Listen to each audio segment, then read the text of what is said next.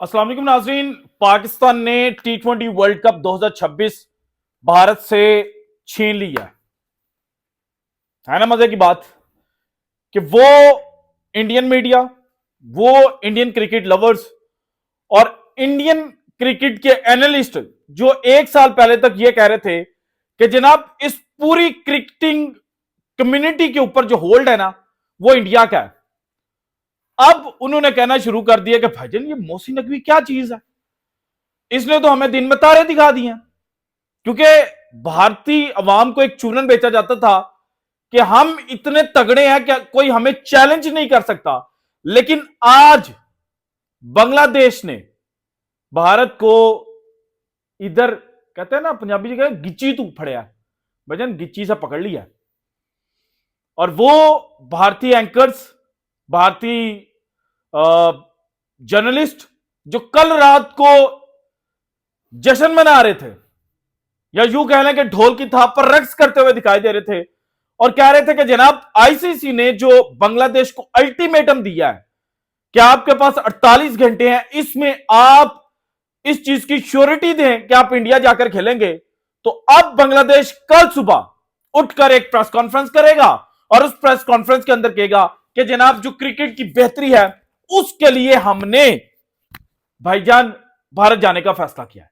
लेकिन आज बांग्लादेश ने जनाब चपेड़े मारी हैं और भारत नंगा हो गया क्रिकेटिंग कम्युनिटी के अंदर। जो इनकी बची कुछ इज्जत थी ना वो भी आज बांग्लादेश ने निकालकर फेंक दिया। और जो एग्जैक्टली जनाब चीजें अब आईसीसी के सामने रखी गई हैं, यानी कि आईसीसी ने कहा ना वो जी देखिए 1996 में श्रीलंका में कुछ टीमों ने जाने से इनकार किया था तो उनके मैचेस फॉरफिट हुए थे। फिर 2003 में जब अफ्रीकन कॉन्टिनेंट पर वर्ल्ड कप खेला जा रहा था उस वक्त इश्यूज हुए थे और मैचेस जो है फॉरफिट हुए थे। लेकिन बांग्लादेश ने कहा कि भाईजान ये आप एग्जांपल्स हमें 2003 और 1996 की ना दें, आप 2025 में जो आपने घपला किया था वो आपके मुंह पर अब आ रहा है। सो ऑल इन ऑल इस वक्त जनाब इंटरनेशनल जो क्रिकेट काउंसिल है उसके अंदर चल कर रहा है। जय शाह जो बड़ा फन्नेहा बन रहा था, अमित शाह का बेटा, और भारतीय मीडिया कह रहा था कि जय शाह आ गया तो अब जो बची कुछ ही जनाब पाकिस्तान की इज्जत है वो भी निकल जाएगी। वो भी आज किस तरह से जनाब जय शाह की नीलाम हुई है ये भी चीजें मैंने आपके सामने रखनी है। और इसके अलावा भारत के जर्नलिस्ट हैं विक्रांत गुप्ता साहब, पाकिस्तान के अंदर बड़े जनाब ये वायरल होते थे और इन्होंने आज एक ट्वीट किया। इस ट्वीट का भी जवाब आज की वीडियो में मैंने देना, सो वीडियो को एंड तक देखिएगा। और अगर आप इंडियन क्रिकेट से मोहब्बत करते हैं ना, लाइट चली गई है लेकिन फिर भी आप स्टे कीजिएगा। सो जनाब अगर आप इंडियन क्रिकेट से मोहब्बत करते हैं तो आप ये वीडियो यहीं पर स्किप करके जा सकते हैं क्योंकि भारतीय क्रिकेट आज नंगी होने जा रही है इस वीडियो के अंदर। सो वीडियो को एंड तक देखिएगा। और अगर आप इस चैनल के ऊपर नए हैं और अभी तक आपने चैनल को सब्सक्राइब नहीं किया तो भाईजान चैनल को सब्सक्राइब कर दीजिएगा, घंटी वाला बटन दबा दीजिएगा ताकि हमारी हर नई आने वाली वीडियो जो है वो आप तक बर वक्त पहुंच सके। और इसके अलावा बांग्लादेश ने जो एक रिस्पॉन्स दिया है कि हमने जाकर इंडिया क्रिकेटिंग वर्ल्ड कप नहीं खेलना 2026 का, इसके ऊपर आपकी कीमती राय क्या है? डॉक्यूमेंट और वीडियो पसंद है तो लाइक एंड शेयर जो है वो लाजमी करनी है। So coming back to the stories, और सबसे पहले भारतीय मीडिया के ऊपर आज एक लाइन चली ना कि बांग्लादेश की जो इंटरिम गवर्नमेंट है उन्होंने एंटी इंडिया सेंटिमेंट्स और इलेक्शंस विन करने के लिए बांग्लादेश की क्रिकेट को कुर्बान कर दिया। भाईजान मुझे ये बताइएगा कि जब 2023 का ओडीआई वर्ल्ड कप था तो क्या किसी बांग्लादेशी, किसी पाकिस्तानी या किसी इंग्लिश जो एनालिस्ट या रिपोर्टर है उसने ये खबर फाइल की थी कि जनाब BJP world cup, Modi wields cricketing world cup as BJP जनाब हब। और फिर आगे आर्टिकल के अंदर उन्होंने जाकर एग्जैक्टली जो लाइन लिखी थी ना उसने भारतीय क्रिकेट को उस वक्त नंगा कर दिया था, शारदाव गुरे ने। और अल जजीरा के ऊपर यह आर्टिकल छपा था और इसके अंदर था the BJP world cup India's Modi wields cricket as a political weapon. So cricket को पॉलिटिकल इवेंट के अंदर कन्वर्ट किया था प्राइम मिनिस्टर नरेंद्र मोदी साहब ने। सो एक बात तो ये होगी कि जनाब जो आज भाषण दे रहे हैं ना कि जनाब एंटी इंडिया सेंटिमेंट्स के लिए, भाईजान श्रद्धा उगरे ने इस आर्टिकल के अंदर क्लियरली लिखा था कि ये क्रिकेटिंग वर्ल्ड कप नहीं है, ये यहां पे क्रिकेट नहीं खेली जानी, यहां पे पॉलिटिक्स होनी है। और फिर बीसीसीआई को उन्होंने जनाब इक्वल टू लिखा था एज अ बीजेपी जनाब सेंटर, कि ये board of cricket of India नहीं है, ये भारतीय जनता पार्टी का एक ऑफिस है। इसके बाद एक और बात आप कह रहे हैं कि जनाब भारत के अंदर सिक्योरिटी थ्रेट्स नहीं है। विक्रांत गुप्ता साहब, आपको याद नहीं है, मैं आपको याद करवा देता हूं, चैंपियंस ट्रॉफी के दौरान भारतीय टीम पाकिस्तान नहीं आई थी और कंसर्न्स क्या रेज किए गए थे कि सिक्योरिटी इश्यूज है। यही कहा गया था ना भारत की जानब से आईसीसी को, और फिर जो कुछ भी ड्रामेबाजी की गई थी। लेकिन आप पाकिस्तान आए थे और आपने जो स्पोर्ट्स तक का मंच है, जो स्पोर्ट्स तक का शो है, उसके अंदर एक बात की थी कि एक्चुअल में जो रियल रीजन है वो सिक्योरिटी कंसर्न्स नहीं है, बल्कि वो इंडो पाक की टेंशन है, इंडिया पाकिस्तान की टेंशन है।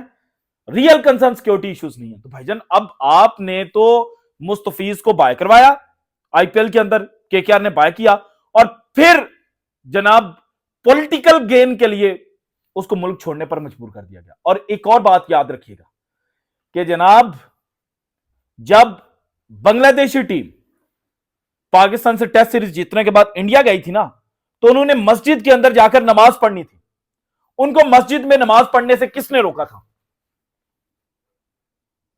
यह भी आप डिग आउट कीजिएगा। सो अब बांग्लादेश ने तो अपने सारे कंसर्न्स जो हैं वो वैलिड शो किए कि अगर भारत को अकोमोडेट किया जा सकता, और फिर यह अकोमोडेट वाला जो वर्ड है ना, ये भी किसी पाकिस्तानी जर्नलिस्ट ने नहीं इस्तेमाल किया था, ये जनाब अल जजीरा के बाद जो टेलीग्राफ है, अल जजीरा में तो बीजेपी वर्ल्ड कप ना, टेलीग्राफ ने खबर लगाई थी और उन्होंने कहा था cricket's integrity has been sacrificed to accommodate India in Champions Trophy, the Telegraph. और द टेलीग्राफ से मुझे याद आ रहा है भारत के अंदर से भी एक छोटा मोटा सा कोई ऑनलाइन एडिशन है टेलीग्राफ का, वो निकलता है, और उसका जो ओरिजिनल टेलीग्राफ है ना उसके साथ कोई लिंक नहीं है, लेकिन उसकी खबर को उठाकर कहा जाता था देखें टेलीग्राफ ने क्या लिख दिया, टेलीग्राफ ने क्या लिख दिया। भाईजान टेलीग्राफ ने यह लिखा था कि क्रिकेट की इंटीग्रिटी जो है उसको कुर्बान किया गया है चैंपियंस ट्रॉफी में भारत को अकोमोडेट करने के लिए। सो आप उस वक्त तो शामियाने लगाकर शादियाने बजा रहे थे, उस वक्त तो आप ढोल की थाप पर रक्स कर रहे थे कि पाकिस्तान का जो चैंपियंस ट्रॉफी इवेंट है वो हमने खराब कर दिया। लेकिन अब आपको आपकी जुबान में जवाब मिला तो आप कह रहे हो कि एंटी इंडिया सेंटीमेंट्स जो हैं उनको गेन करने के लिए और पॉलिटिकल गेनिंग के लिए जो बांग्लादेश है उसने ये घपला किया, और फिर साथ पाकिस्तान को इन्वॉल्व किया जा रहा है। भाईजान पाकिस्तान ने तो जब 1983 के फाइनल में आपको टिकटें नहीं मिली थी तो आपके साथ भी खड़ा हुआ था। पूछिएगा अपने जो आपके क्रिकेट के बड़े हैं ना, उनसे जाके पूछिएगा कि 1983 का फाइनल में जब इंडिया पहुंचा और एक्स्ट्रा टिकट्स की डिमांड की गई तो जगमोहन डालमिया को क्या जवाब दिया गया था, और फिर किसने कहा था कि हम वर्ल्ड कप को होस्ट करते हैं? पाकिस्तान किसके साथ खड़ा हुआ था? तो पाकिस्तान तो हमेशा जनाब जो क्रिकेट है उसके लिए आवाज उठाई है, उसने तो कभी किसी को नीचा दिखाने की कोशिश नहीं की। और फिर जब आप पर बुरा वक्त था आपके साथ भी खड़ा हुआ, 1996 में श्रीलंका पर बुरा वक्त था श्रीलंका के भी साथ खड़ा हुआ, और आज आपने पहले बगैरती की। अगर आप चैंपियंस ट्रॉफी की दफा ये बगैरती ना करते हैं तो फिर तो कोई इशू ही नहीं था होना, बांग्लादेश ने हर सूरत इंडिया जाना था। लेकिन अब सिचुएशन चाहे ओवरऑल बिगर पिक्चर पर देखा जाए तो आपके हक में बाकी क्रिकेटिंग बोर्ड्स हैं, लेकिन अब क्रिकेट बोर्ड्स आपके खिलाफ उठ खड़े होंगे। कहते हैं ना every streak has an end. So आपकी जो बादशाहत की स्ट्रीक थी ना उस पर कांटा लग गया। अब आपकी जलील होने के जो दिन है ना वो जनाब शुरू हो गया। और फिर ये मत भूले कि एशिया कप जब जयशाह सदर था तो क्या हुआ था, आपने पाकिस्तान को मजबूर किया हाइब्रिड मॉडल पर करवाने पर, लेकिन जब पाकिस्तान का एशियन क्रिकेट काउंसिल का प्रेसिडेंट आया तो फिर आप ट्रॉफी जो आप जीत गए थे वो भी रिसीव नहीं कर पाए। और फिर एक और बात आज भारतीय मीडिया के ऊपर चली जी, वो क्रिकेटर्स को बुलाया गया है तो क्रिकेटर्स जो हैं उनको अगर मीडिया के सामने रखा जाए तो क्रिकेटर्स तो कहेंगे कि हम भारत जाकर खेलने के लिए तैयार हैं। भाईजान ऐसा नहीं होगा। बांग्लादेशी क्रिकेटर्स ने भी अपनी जो गवर्नमेंट है ना उसको ही सपोर्ट करना है और उसके उसको बैकहैंड पर खड़ा होना है कि ठीक है जो भी आप डिसीजन लेंगे हम उसको फॉलो करेंगे। और इस तरह से आप बांग्लादेश को आउट नहीं कर सकते कि जनाब हम आपको धमकी दे रहे हैं कि स्कॉटलैंड जो है उसको रिप्लेस कर देंगे।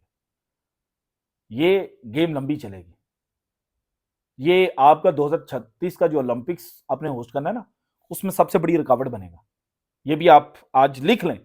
आज अगर आईसीसी बांग्लादेश को मजबूर कर देता तो फिर आप शामियाने लगाकर शादियाने बजाने की कोशिश करेंगे, ओ जी हमारी जीत होगी। लेकिन बिगर पिक्चर पे 2036 का ओलंपिक्स जो आप होस्ट करना चाहते हैं ना वो आपका प्रोग्राम बढ़ जाएगा। और ओलंपिक्स बॉडी आईसीसी की बॉडी की तरह नहीं है कि जहां पे वो आपको प्रायोरिटी देगी। वहां पे एथलीट्स जो है उनको प्रायोरिटी मिलती है और जो रिलेशन है ना आपके और बांग्लादेश के दरमियान मजीद खराब होंगे। इसके बाद जाते जाते जनाब आपको दो खबरें पाकिस्तान क्रिकेट के हवाले से दे दूं।